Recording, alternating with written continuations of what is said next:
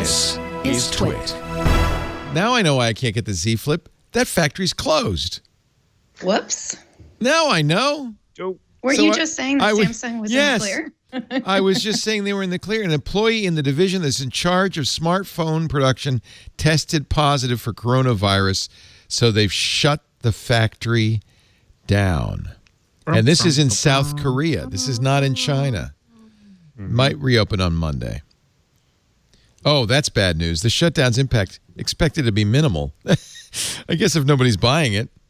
That's what I was about to say. I didn't want to say it because it sounds rough, but I'm like, oh, now this is the problem why you didn't get your phone? I'm like, 4 people wanted this phone, and they were the 4 people that did reviews and dropped it on concrete. I know. Nobody bought this phone. I was mad because like all the YouTubers got theirs.